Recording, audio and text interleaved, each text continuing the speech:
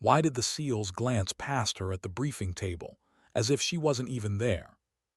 The projector hummed against the far wall, throwing maps of dust-colored terrain across the room, red dots glowing like scattered wounds. Men leaned forward, scarred hands folded, tattoos curling under rolled sleeves.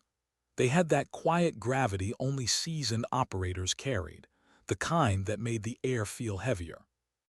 And her, she sat at the far end, shoulders squared, a medical patch stitched sharp on her sleeve. Not combat arms, not a shooter, a medic. At least that's all they thought. The commander's voice cut through the low buzz. Calm, efficient. He pointed at sectors, divided fire teams, named coordinates like clockwork. Every man got a role, a zone, a kill box. Her name never came. Her map stayed clean. She traced the edge of her notebook with one finger, steadying herself against the rising heat in her chest. It wasn't new, being overlooked. In this world it was expected.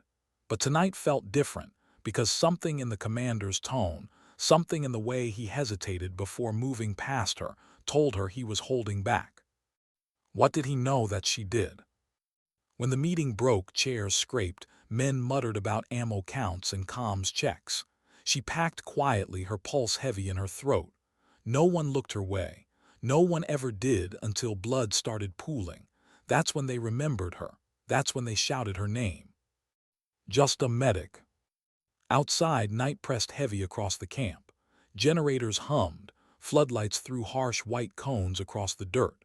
Somewhere beyond the wire, the mountains slept restless, hiding men who dreamed only of fire and revenge.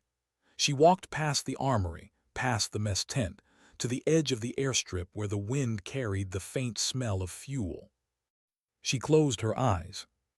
She could still hear her brother's voice, soft, teasing, stubborn. You don't belong behind the stretcher, Sam. You belong in the fight. But he was gone now. A roadside blast 2 years back, a mission no one wanted to talk about. She was the only one who held his hand as he slipped. That silence, that helplessness, burned deeper than any bullet could. It was why she'd volunteered for this deployment, why she'd chosen the hardest unit to embed with. She thought maybe, if she bled here, if she patched holes under fire, she might make sense of his absence. But she hadn't told them that. Not the commander, not the SEALs, not anyone. She opened her eyes at the sound of boots on gravel. The commander. He stood a few feet away, Barrett case in his grip. The massive rifle looked almost unnatural beside his calm frame. He studied her for a moment, not with dismissal, but with something closer to calculation. You ever fired one of these? His voice was low, steady, like the question wasn't casual at all. Her heart jolted. Not in combat. He nodded once sharp, good enough. He handed her the case. The weight shocked her arms, heavy as consequence. She froze, staring at him, searching for a reason. But he gave her none, just a thin half-smile gone as fast as it appeared. Tomorrow, he said, stay close. Then he walked off into the dark. She stood alone by the airstrip, hands gripping the cold metal of a weapon she had no business holding. The Barrett was legendary, loud, devastating. One shot could tear through walls, engines, armor, but why her? Why now? She knelt slowly, opening the latches. The rifle unfolded in pieces, precision steel, matte black like a machine built from silence itself. Her breath caught. She remembered the first time she'd seen her brother fire one at the range. The recoil had knocked him back half a step, but his grin had been pure light. This, he'd said, is how you stop chaos before it reaches you. Her throat tightened. She closed the case, locking the memory inside. Tomorrow. That night she couldn't sleep. The camp buzzed with preparations, men checking optics, zeroing rifles, lacing boots tighter than nerves. She lay on her cot, eyes on the canvas ceiling, the sound of her own pulse louder than the generator outside. Questions looped like restless ghosts. Why give her the rifle? Was it a test? A mistake? Or did the commander see something she did? But beneath the questions was a deeper truth, one she could barely admit to herself. She wanted it. Not the rifle, not the recognition, but the chance to finally step beyond the stretcher, to fight, not just patch, to silence that helpless voice that still screamed from the roadside years ago. She turned onto her side, gripping the dog tags tucked under her shirt. Her brother's tags, cold metal against her palm. "If tomorrow's the day," she whispered, "then I'll carry it for both of us." At dawn, the camp stirred alive. Helicopters thumped overhead, rotors chopping the sky into urgency. Dust rose with every step, clinging to gear, to skin, to lungs. She moved with the team, Barrett case over her shoulder, medic bag across her back. No one asked. No one questioned. They just glanced once, then turned away. Maybe they assumed she was carrying it for him. Maybe they thought it was cargo. Maybe they didn't care. The flight out was loud, hot, crowded. Men sat knee to knee, helmets pressed close, eyes hidden behind tinted goggles. She sat wedged at the end, fingers tapping the case, her stomach caught between dread and fire. Every time she closed her eyes, she saw the rifle, heavy, waiting. The commander caught her gaze once through the roar. He gave a small nod, not reassurance, not comfort, just acknowledgement, like two people sharing a secret the rest couldn't touch. When the bird dropped, dust swallowed the valley. Boots hit ground, rifles lifted, voices cut short. The mission had begun. And still, no one knew what she carried. Not yet. But soon, the silence she'd lived under, the doubt, the dismissal, it would all meet the crack of a single round. And after that, nothing would be the same. The dust hadn't even settled when the first shots cracked.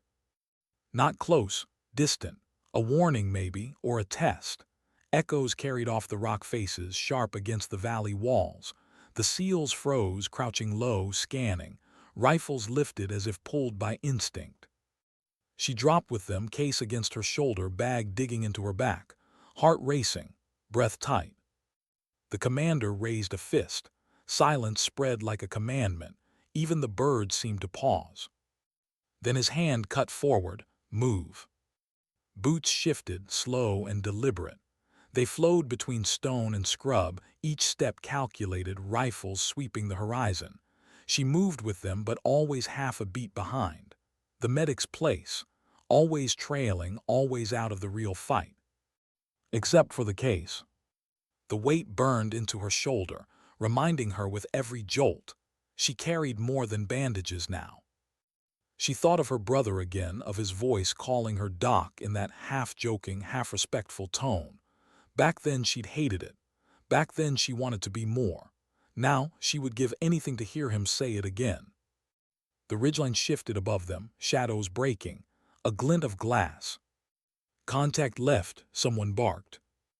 Gunfire ripped down, sudden and merciless. Rocks spat dust, bullets whining. The team split for cover, returning fire in bursts.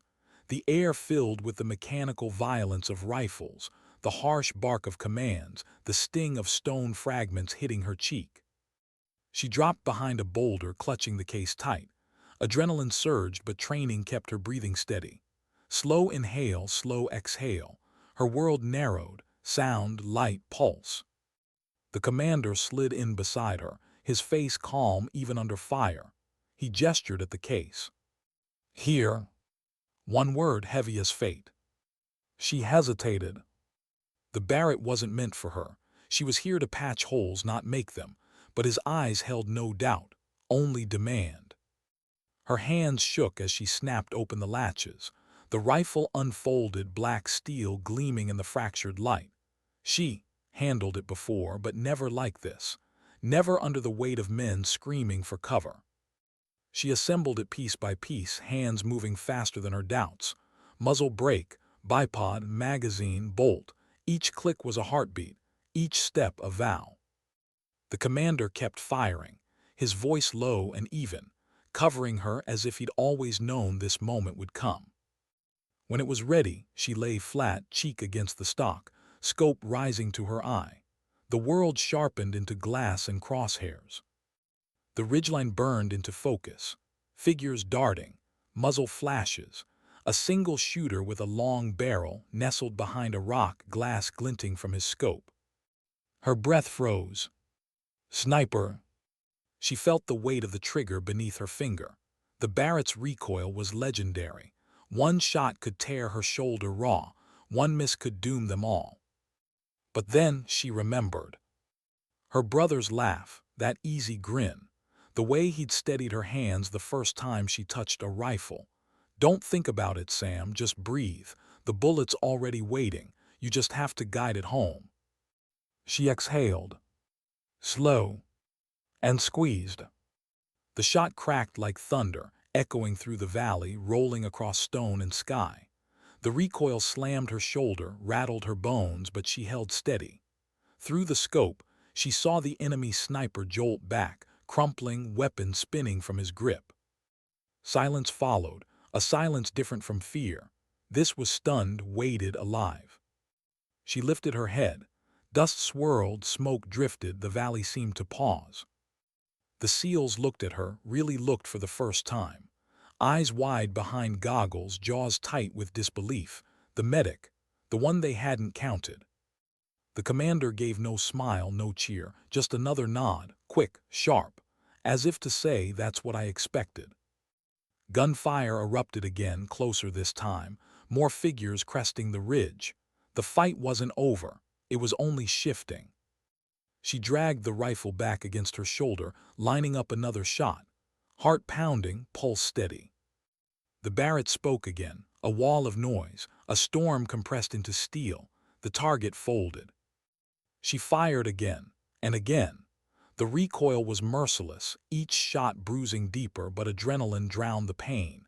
Every round carried something of her brother, something of her grief, something of the medic who refused to only save lives. She could take them, too, when it mattered. Then a scream cut through the chaos. Not enemy, friend. She dropped the rifle, instincts pulling her back to who she'd always been. Medic. She grabbed her bag and crawled low, ignoring the rounds snapping overhead. A SEAL was down, blood pumping from his thigh, his weapon half buried in dirt. She slid beside him, hands moving fast, tourniquet out, tightening above the wound. He cursed, gritted his teeth, but his eyes locked on hers with something more than pain. Respect. She worked in silence, the fight raging around them, packing the wound, sealing the bleed. Her hands steady, precise, practiced. When it was done, she met his gaze, gave a small nod. He squeezed her wrist once hard before gripping his rifle again. She moved back, grabbing the Barrett, chest heaving. For a moment, crouched there between life and death, between rifle and bandages, she felt split. Two halves of herself colliding, the healer and the fighter. Which one was she now? Gunfire thundered again, no time to decide. She lifted the rifle, sighted, fired. Each shot was a choice, each life taken, a weight added, but the other lives it saved, the men fighting beside her, made her keep pulling the trigger. By the time the ridge fell quiet, smoke hung thick and acrid. Bodies dotted the slope. Silence returned, heavy, suffocating, alive with the ringing echo of the Barrett. The commander approached, stepping through dust, weapon low. He stopped in front of her, studying the rifle in her hands, the medic bag at her side, the bruises forming on her shoulder. "You carry both," he said finally. Not a question, a statement. She met his eyes, her voice cracked, but she forced it steady. "I carry what I have to." For a moment his expression softened, just a flicker. Then it was gone. He nodded once and turned to the others, barking orders, pushing them onward. The mission wasn't over, not even close. But something had shifted. She wasn't invisible anymore. And deep down, beneath the ache, beneath the adrenaline, beneath the ghosts of memory, she wasn't sure if that was victory or the beginning of something far heavier. Because every bullet fired tonight was one she couldn't take back. And every silence after was louder than the last. Why did her hands still tremble when the valley had already gone quiet? They moved fast, leaving the slope of broken rock and bodies behind. Dust clung to their boots, their gear, their lungs. The commander led them deeper into the canyon, pace relentless, eyes scanning every ridge. She followed, Barrett strapped awkward across her shoulder, medic bag digging into her back. Each step felt heavier, not from the gear but from the silence pressing in. The silence after the shots. She could still feel the recoil in her bones, still see the way the sniper had fallen, the way his rifle had tumbled from the rock. That one image looped like a film reel, too vivid, too sharp. It wasn't like the battlefield she'd imagined. It wasn't triumph. It was raw, permanent. She rubbed her thumb against her brother's dog tags under her shirt. Was this what he had carried? Every night after missions, did he see their faces too? Did he stay awake, wondering if the trigger had stolen more than just lives? She didn't know, she'd never asked, she'd never get to. The column halted suddenly, fists raised. Everyone froze, dropping low, rifles sweeping the canyon edges. She mirrored them, sliding against the wall of stone, heart pounding. A shadow flickered on the ridge. Another, shapes moving fast, trying to box them in. Ambush. The first shot cracked, ricocheting sparks off the rock near her head. The canyon erupted. Gunfire thundered from above, echoing down in merciless waves. Up, find the high ground, the commander barked. The team split, some returning fire, some peeling off to flank. She crawled forward, dragging the Barrett into position, setting the bipod against the rock. Her scope found the ridge, where figures darted between jagged outcrops. Her breath steadied. The Barrett roared. One target dropped, rolling lifeless down the slope. She shifted, fired again. The recoil slammed into her bruised shoulder, but she held. Beside her, one of the younger SEALs, Rodriguez, fired short bursts, teeth gritted, face pale under the grime. Between shots he muttered almost to himself, "Should have called my mom yesterday." She glanced at him. The fear in his voice wasn't weakness, it was human. "Call her when we get back," she said, eyes still on the scope. He gave a quick, shaky nod, then popped up to fire again. The fight dragged brutal minutes. Rock chips stung her arms, the canyon filling with smoke and echoes. She lost count of shots, lost count of breath. Time blurred into recoil and noise. Then an explosion. A rocket slammed into the wall above them, spraying stone like shrapnel. She hit the ground, ears ringing, dust choking her throat. When her vision cleared, she saw Rodriguez on the ground, clutching his side, blood seeping through his fingers. Her medic instincts surged. She dropped the rifle, crawling to him, ripping open her bag. His eyes were wide, desperate. "I can't breathe," he gasped. "Stay with me," she ordered, voice sharper than she felt. Her hands worked fast, sealed the wound, checked the airway, stabilize. The chaos faded around her, narrowed to his pulse, his breath, his life hanging on her hands. Gunfire still rattled the canyon, but she tuned it out. This was her fight. This was where she belonged. She pressed the seal firm, felt the air stop leaking, saw his chest ease slightly. Relief washed over her, fragile but real. "You're good," she whispered. "You're gonna call your mom."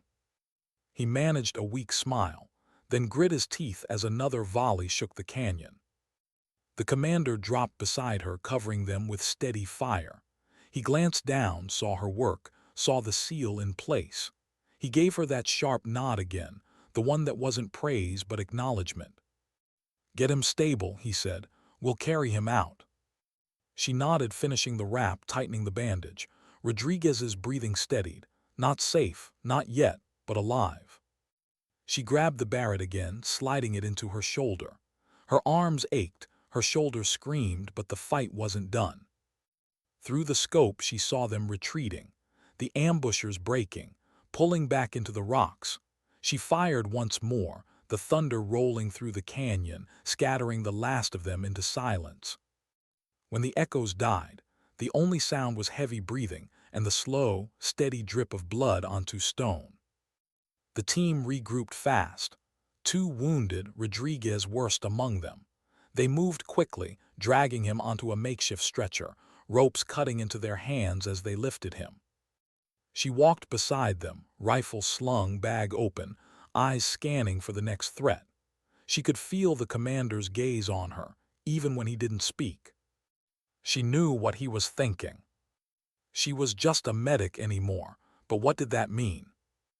As the canyon opened into a narrow pass, the sky darkened with gathering clouds. Thunder grumbled far off, rolling like distant artillery. Rain began to fall, light at first, then heavier, soaking gear, turning dust into mud. The team pressed on, heads down, rifles up. The storm muffled their movements, gave cover, but also stole visibility. Every shadow felt alive. Her mind drifted with the rain, each drop a reminder of what they carried. Not just rifles and packs, not just wounded men, but stories, regrets, fears. She thought of Rodriguez's voice, trembling as he spoke of his mom. She thought of the commander, calm even in chaos. And she thought of herself, split between healer and fighter, carrying both weights, unsure which would break her first. Lightning split the sky, illuminating the jagged peaks ahead. For a moment she saw them all as silhouettes against the storm, small, fragile, mortal. And she wondered, what would the storm wash away and what would it leave behind? The march stretched on, hours blending into fatigue. Mud clung to their boots, straps cut into their shoulders, every step a battle. The wounded groaned quietly but kept breathing. That was enough. When they finally halted under a cliff overhang, night had already swallowed the valley. The rain still fell, steady and relentless. They set security, built no fire, spoke little, just tired eyes and quiet movements. She sat against the rock, Barrett across her lap, medic bag beside her.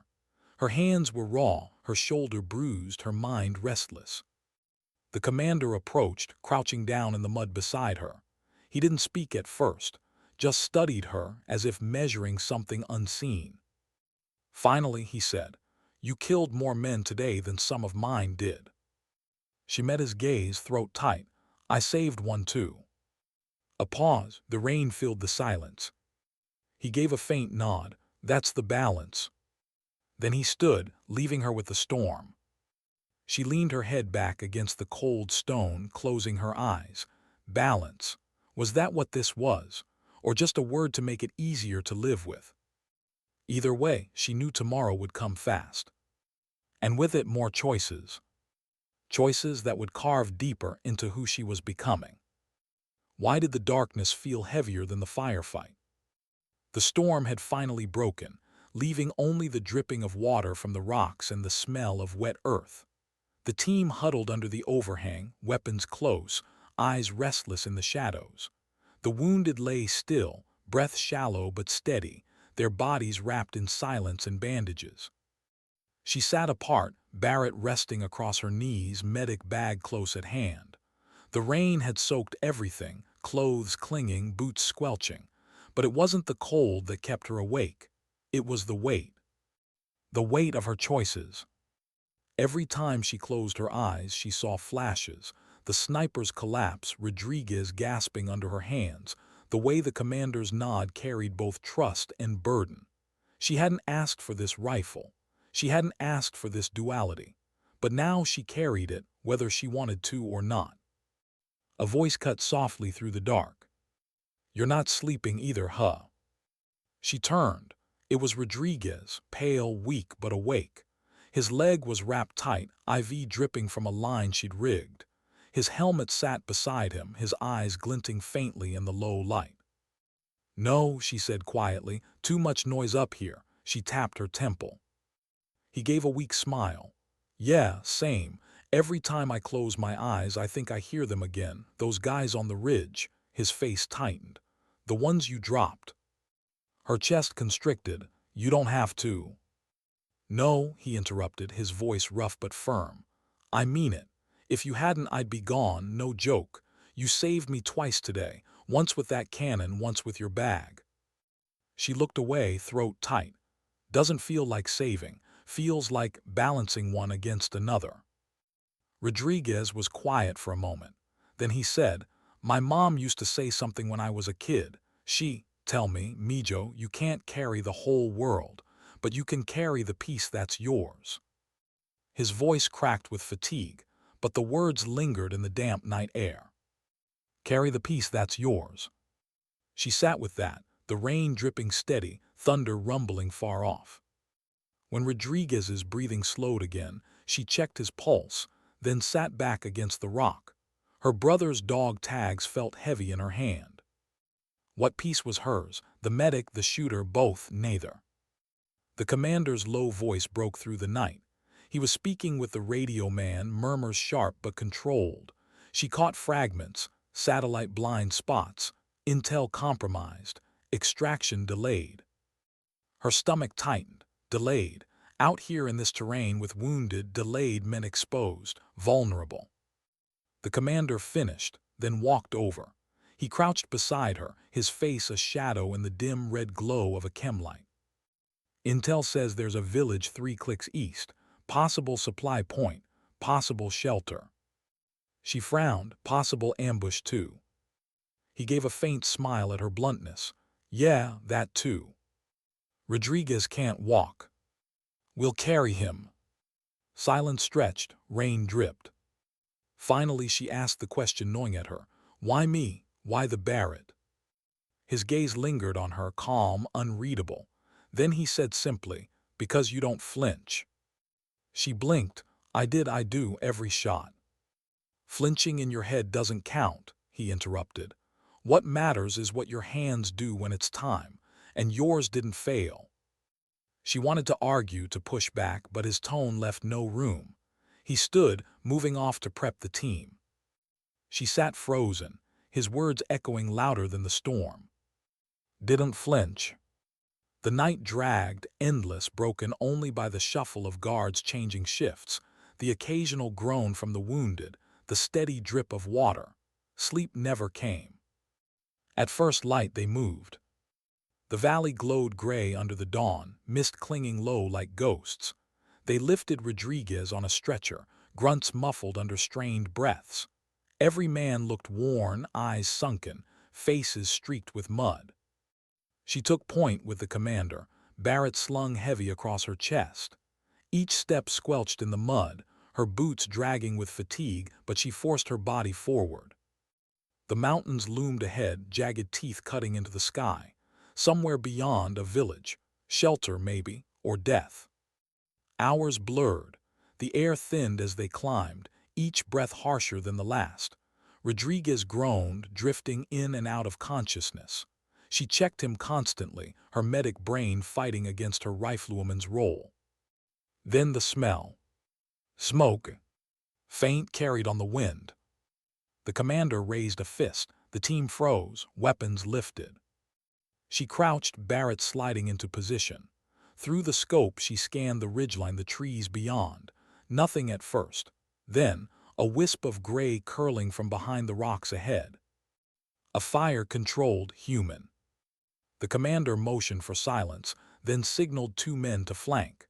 The rest waited, tension coiled tight. She held her scope steady, eyes straining.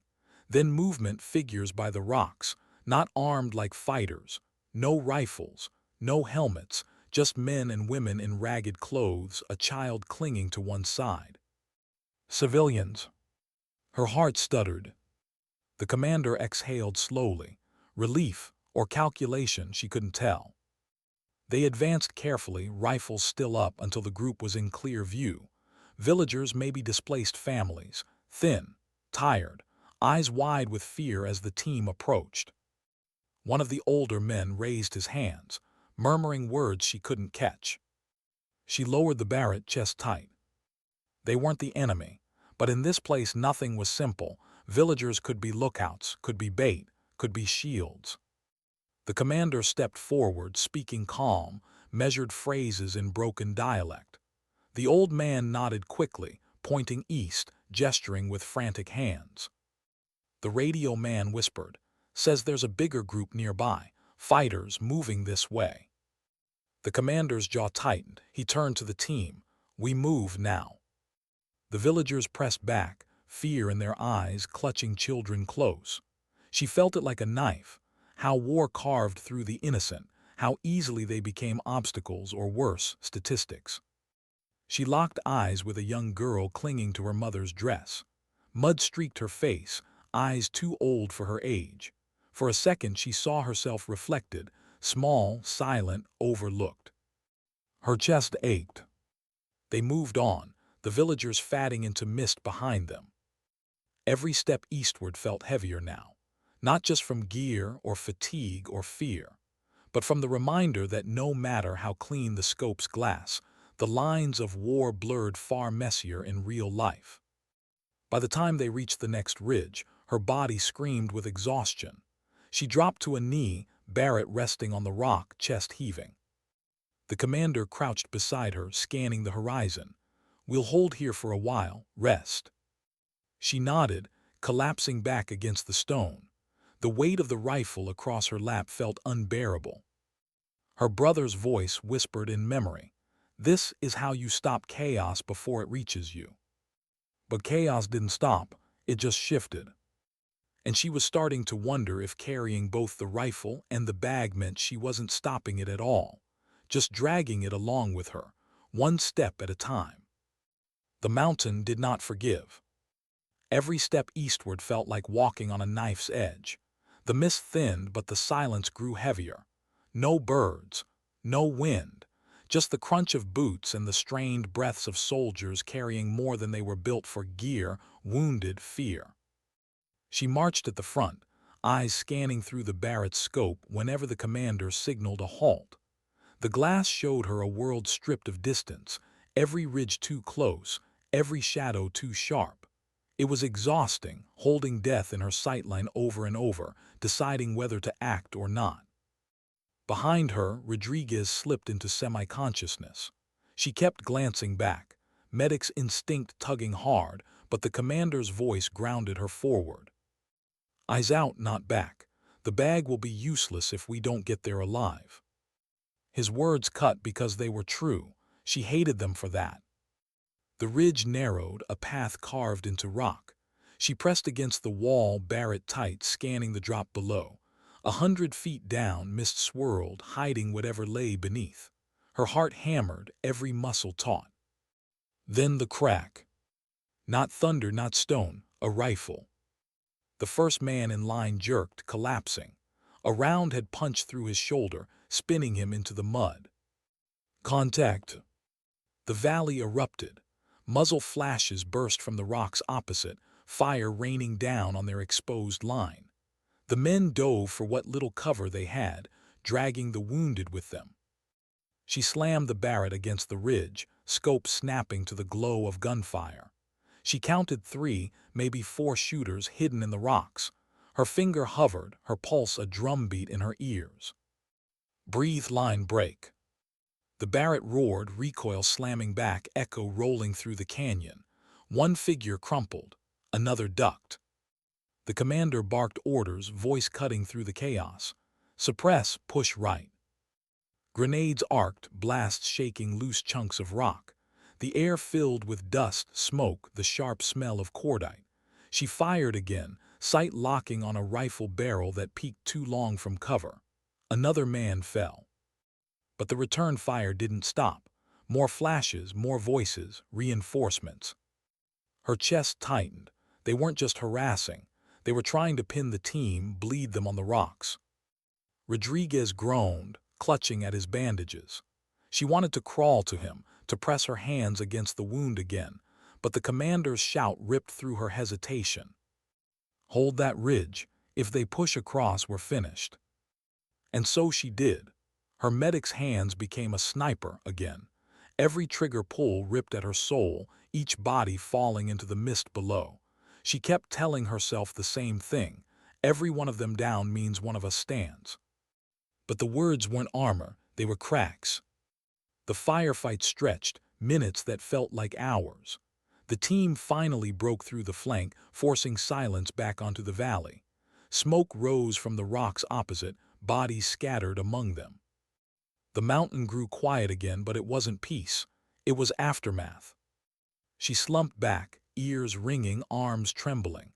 The Barrett lay across her knees, barrel steaming faintly.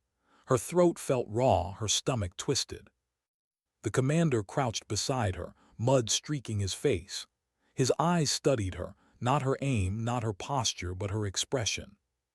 "You kept us alive," he said simply. She swallowed hard. "At what cost?" He didn't answer. He didn't need to. The stretcher bearers hauling another bleeding body down the ridge were answer enough. They moved again, slower now, dragging fatigue and casualties with them. Every man limped, carried, or staggered under weight heavier than his pack. As the sun dipped, the mountains bled gold. They found a cave, shallow but dry, and collapsed inside. She stripped her gloves, hands shaking as she opened her bag. Gauze, morphine, IV bags, supplies dwindled. She worked fast, patching bullet holes, stitching where she could, pressing hands against wounds that wouldn't stop leaking. Blood soaked her sleeves, slick and warm. She pushed harder, whispering to one of the younger soldiers, "Stay with me, don't you dare go quiet." He stared up at her, lips pale, whispering something she barely caught. "Tell my mom," before his breath hitched and broke. Her chest caved. She pressed harder, hands frantic, but the commander's voice stopped her. "He's gone." She froze, blood on her palms, the words echoing like a death sentence. Her head shook violently. "No, I can bring him back, I." The commander's hand gripped her wrist, firm but not cruel. "You can't save everyone." The words shattered her. She sat back, blood drying on her skin, body trembling. Her eyes burned, but no tears came. She didn't have the water to spare. The others watched in silence, grief wrapped in exhaustion. The mountain swallowed their mourning whole. Later, as the fire burned low and the men drifted into restless sleep, she sat at the mouth of the cave. The Barrett lay beside her, her brother's tags in her hand. She whispered into the night, voice breaking, "How did you do it? How did you hold this and not break?" The wind answered with silence. She closed her eyes, listening to the ragged breathing behind her, the occasional groan of the wounded, the soft murmur of the commander's radio. And she realized the truth pressing down like the weight of the mountain. She was breaking. But they couldn't afford for her to. Not yet. The night stretched long, haunted by the faces of those she couldn't save and the shadows of those she'd taken. And when dawn crept over the peaks, painting the rocks in pale fire, she rose again, rifle on her shoulder, medic bag at her side. A healer and a killer. And the line between the two grew thinner with every step east. The village appeared like a ghost. From a distance it seemed abandoned, mud walls crumbling, smoke long gone cold. No animals, no children, just silence. But silence lied. She felt it the moment they crept through the narrow path leading down from the ridge. Her gut twisted, the way it always did when something waited in the quiet. The commander raised a fist, halting the column. The men dropped low, eyes scanning doorways, roofs, shadows.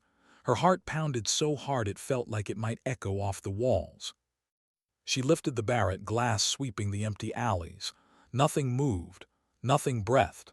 Yet her skin prickled, every instinct screaming, "They're here." They entered anyway.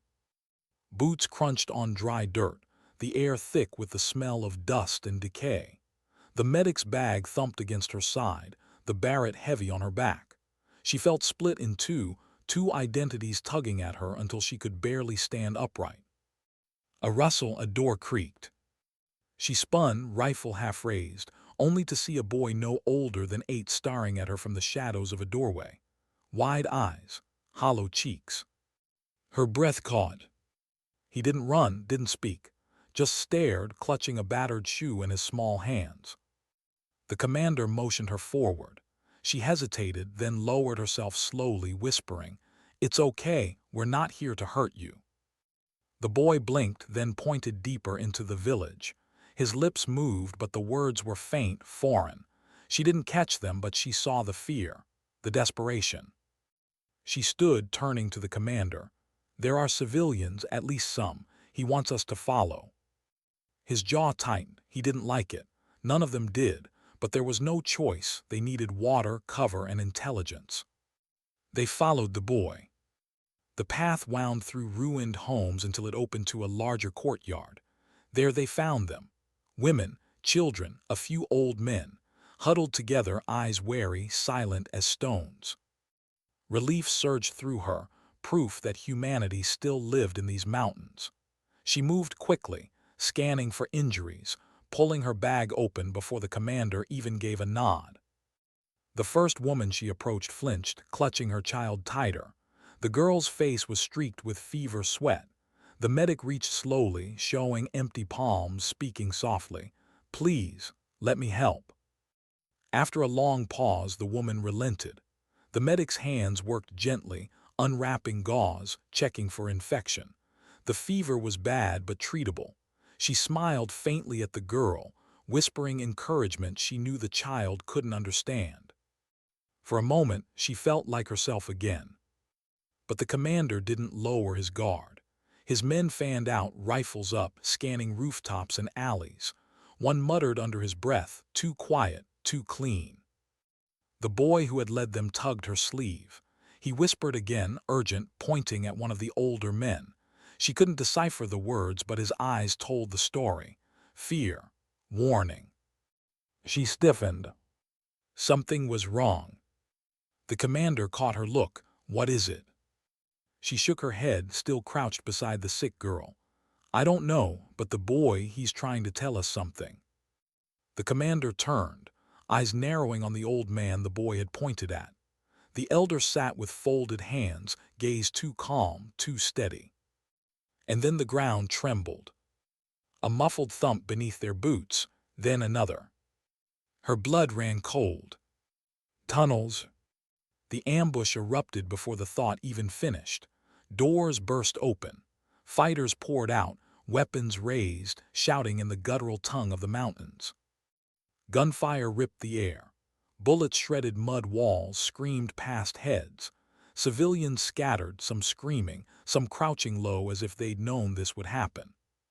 The commander's roar cut through the chaos. "Contact front, hold the line." She grabbed the sick girl, dragging her behind cover as rounds tore into the courtyard. Her hands shook, torn between rifle and bag, killer and healer. The Barrett roared to life, its thunder echoing off the walls, dropping a fighter mid-charge. She swung, fired again, a doorway collapsing under the blast. But between shots, her eyes locked on the boy, the one who had led them here. He stood frozen in the chaos, staring at her, guilt etched across his small face. Her stomach twisted. He hadn't lured them, he had tried to warn them. She fired again, teeth gritted, rage surging through her veins. Every fighter she dropped felt less like survival, more like betrayal answered. The battle was brutal, short, and bloody. The SEALs fought like wolves, cornered but unyielding. Grenades tore through walls, rifles spat fire until the last of the ambushers fell silent. When it was over, the courtyard was smoke and ruin. Civilians sobbed. The boy crouched against a wall, rocking himself, hands covering his ears. Her chest heaved, sweat and dust streaking her face. She lowered the Barrett, hands trembling. Around her, the men checked weapons, reloaded, patched their own wounds. The commander approached the old man. He stood untouched, still calm, too calm. "Who are you protecting?" the commander demanded. The elder said nothing, just stared, lips pressed thin. The commander's fist clenched. His men watched, waiting for the order, waiting for judgment. But the medic stepped forward, voice sharp. "Stop. He's not holding the rifle, he's holding the silence." The commander turned on her, eyes hard. "You think he didn't know?" She swallowed. "He did, but if we break him, we're no different. We're here to survive, not to slaughter." The words hung heavy in the smoke. Finally, the commander stepped back, spitting into the dirt. "Fine, but remember this choice when it comes back to bite us." They regrouped, patched wounds, collected what little food and water they could find. The villagers watched in silence, fear and suspicion mingling in their eyes. As the team prepared to move, the boy approached her again. He pressed something small into her hand, a worn charm carved from bone. His eyes pleaded, but he said nothing. She closed her fist around it, heart breaking.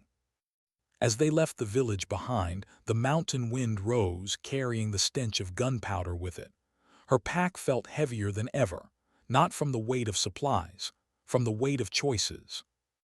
That night, around a fire shielded by rocks, the men whispered among themselves. Some blamed the boy, some blamed the old man, some blamed her for staying their hand. She sat apart, staring at the bone charm in her palm. Her brother's tags rested against it, metal against bone, life against death. And she wondered if she'd done the right thing, or if mercy had just signed their death warrant. The commander joined her in the shadows, crouching low. His face was unreadable in the firelight. "You saw something I didn't," he said finally. "Or maybe you just wanted to." She met his gaze, voice steady despite the storm inside. "I saw a choice, and I chose not to become what we're fighting." He studied her long and hard, then nodded once. "That line you're trying to hold, between medic and sniper, between mercy and survival, just know the mountain won't honor it." Her throat tightened. "Then I'll honor it myself." The commander didn't argue. He just stood, walking back to his men. She sat in the dark, the bone charm warm in her palm, the silence around her thick and unrelenting. And in that silence, she wondered how many more times she'd have to choose between saving lives and taking them. The mountain took everything slowly. It didn't crush all at once. It chipped away at water, at strength, at trust. By the seventh day, she could feel the team hollowing out like the rocks around them. The men barely spoke now. When they did, it was short, clipped. Orders, warnings, curses, nothing more. Silence became its own language. But silence didn't hide suspicion. She felt it in the way some of them looked at her, sideways, lingering, not quite trusting. The village had planted a seed, and now it grew. Had mercy doomed them?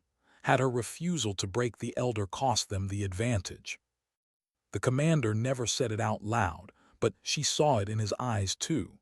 He was calculating her choices against the weight of survival. They pressed eastward anyway, deeper into stone and shadow, until the mountain itself seemed to close in. The air grew thinner, every breath a fight. Rodriguez barely clung to consciousness, fever burning him from inside. She rationed morphine, rationed bandages, rationed hope. Each night she sat with him, whispering things she wasn't sure he heard. "Hold on, just hold on, we'll get out of this. I'll get you out of this." But part of her knew she was lying. On the eighth night, something broke. The team had dug into a ridge, ringed by jagged rock. A fire burned low, its smoke swallowed by the wind. Most of the men lay wrapped in ponchos, drifting into uneasy sleep. She sat apart again, bone charm in one hand, her brother's tags in the other, staring at the two like they might answer her. A shuffle behind her made her tense. She turned, Barrett instinctively rising until she saw it was Stevens, tall, lean, face drawn tight. "Relax," he muttered, hands up. She lowered the barrel, but not her guard. "You shouldn't sneak up." "Didn't mean to, couldn't sleep." He dropped onto the rock beside her, rifle across his lap. For a while neither spoke. The wind filled the silence, tugging at their sleeves. Finally, Stevens leaned in, voice low. "You know some of the guys don't trust you anymore." Her jaw clenched. "Because I didn't let them kill an old man." "Because you're thinking with your heart." His eyes cut toward her sharp. "Hearts don't get people out of places like this. Cold decisions do." She stared at him, anger flaring. "And what about mercy? What about dignity? If we lose that, what's left to save?" He didn't answer, just rubbed a hand over his face. Then quieter, "They think you're slowing us down, that you're dangerous." Her stomach sank. Dangerous. A medic who patched their wounds, a rifle that saved their lives, and still they saw her as a liability. She whispered, "Do you?" Stevens didn't meet her eyes. "I think you're not one of us, not really, you're something else, and that scares them." The words cut deep. She wanted to scream that she'd bled with them, carried them, buried them, that she'd earned her place with every step. But instead she sat in silence because some part of her knew he was right. She wasn't one of them. She was both less and more. Before she could reply, a crack split the night. A single rifle shot. The camp exploded into chaos. Men shouted, scrambling for cover. Another shot, then another. Dust sprayed, rock splintered. "Sniper!" someone yelled. She pressed against the ridge, Barrett swinging into place. She scanned the darkness. High ground, far ridge, faint glint of glass. There. Breathe, line, break.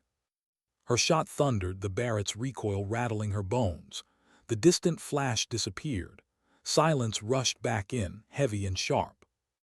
The commander barked, "Check perimeter, double security." His eyes locked on her. "Good eyes, you bought us a few more hours." But she wasn't relieved. Something about it gnawed at her. The shots had been deliberate, testing, pushing, not a full assault. The mountain wasn't done with them yet. Hours passed before the men settled again, but sleep never returned. She sat awake, Barrett in her lap, charm in her fist, wondering if Stevens had been right, if her heart really was the weakness that would break them. At dawn it happened. Rodriguez's breathing stilled. She knew before she touched him, knew by the quiet, the stillness, the way the frost clung to his lips. Her chest collapsed. She pressed her hands against him anyway, desperate, whispering, "No, no, no, not yet." But the truth was immovable. The commander approached, kneeling beside her. He said nothing. He didn't need to. His hand rested briefly on her shoulder, heavy with both weight and pity. Then he moved away, already calculating how to carry one less body. She stayed, she couldn't move. Her tears froze on her cheeks, silent and saltless. She pressed the tags from her brother against Rodriguez's still chest, whispering, "I'm sorry. I'm so sorry." And then softly, so no one else could hear, "I can't keep doing this." But she rose anyway, because the mountain didn't care about her breaking. It only cared about whether she stood. They left Rodriguez there, buried shallow beneath stones. No ceremony, no words, just survival. As they marched on, something shifted in the air. She could feel it in the way men tightened grips on their rifles, the way whispers cut off when she drew close. By nightfall, she knew the suspicion wasn't just suspicion anymore. It was fracture. She caught Stevens speaking low to two others, their voices clipped, angry. She didn't catch every word, but she didn't need to. She heard enough. "She's a liability, she'll get us all killed." Her heart thudded. That night as the fire burned low, she kept her rifle close, her back against stone, eyes open. Because now, the danger wasn't just outside. It was inside too. And in that silent space between breaths, she wondered which would strike first, the mountain or her own brothers in arms. The mountain never promised rescue. At dawn, the horizon bled pale light across the ridges, but to her eyes it looked less like morning and more like judgment. They were down to half strength, ammunition scarce, food nearly gone, spirits shattered, and somewhere between dusk and dawn she had stopped believing in survival. But she walked anyway, because the others walked. The commander led them along a razor-thin ridge, map crumpled in his fist, voice low and hoarse. "Extraction zones 3 clicks east. We make it by nightfall, or we don't make it at all." The words should have lifted them. Instead, they sagged heavier under their packs, silence thick as the air. And her silence was heavier still. She knew. The glances, the whispers, Stevens, the men who now fell behind her in line, their eyes colder than the rocks beneath their boots. The danger outside the ridge was real, but the danger inside the line, it was closer. By midday, the sun burned white and their canteens were nearly empty. They stopped in the shadow of a jagged cliff, men collapsing against stone. The medic lowered herself slowly, every muscle stiff, her heart racing for reasons none of them could see. Stevens approached the commander. Their voices were low, clipped. She strained to hear, but the wind carried only fragments. Slowing us down, can't risk it, choice to make. Her stomach twisted. She knew those words. They weren't about supplies. They weren't about the wounded. They were about her. When the commander stood, his eyes flicked toward her. Not long, not accusing, but enough. She pretended not to notice. She adjusted the strap on the Barrett, checked her bag, kept her hands busy, because stillness would betray the storm inside. Minutes later, they moved again. The ridge narrowed, cliffs rising sharp on both sides. A natural choke point, a place where a decision could be made unseen. Her throat tightened. The shot came sudden, not from outside, from behind. The round whined past her ear, slamming into stone. She spun, Barrett snapping up, only to see Stevens lowering his rifle, face hard. "It should have been you in that grave," he spat. Chaos exploded. The commander barked, "Stand down." But the crack of betrayal was louder than his voice. Two others raised rifles, hesitation flickering in their eyes. For a moment, the ridge was a standoff. Brothers in arms turned barrels inward. Her hands trembled on the Barrett, not from fear, from heartbreak. She saw Stevens' finger tighten. She had less than a second. The Barrett thundered. Stevens fell. Silence collapsed over the ridge, heavier than gunfire. The other two froze, rifles wavering, then slowly lowered. Their breaths came ragged, guilt already staining their faces. The commander's voice was a rasp, trembling but firm. "Anyone else?" No one moved. He stepped forward, eyes burning into hers. Not anger, not thanks, something harder to name. She swallowed, chest heaving. "He would have killed me." The commander nodded once. "Then you did what you had to." But the words didn't heal. They cut. Because once again she'd chosen survival over saving. Once again blood was on her hands. And this time it wasn't an enemy. The ridge pressed on, each step now echoing Stevens' fall. The men avoided her eyes, shame and relief twisting their faces. By nightfall, the extraction zone came into view, a barren plateau, open sky above. But before relief could settle, shadows moved on the far ridge. Insurgents, dozens, waiting. The commander cursed under his breath. They knew they were always a step ahead. Gunfire erupted. The air split open with lead and thunder. Men dove for cover, returning fire with what little ammo they had left. She dropped prone, Barrett steady, sight cutting through the chaos. One shot, another. Each recoil slammed through her body, each echo a reminder of what she had become. The commander's voice roared over the din. "Hold until the birds arrive." But the sky was empty. The minutes stretched like years. One man fell, then another. The plateau became a graveyard before their eyes.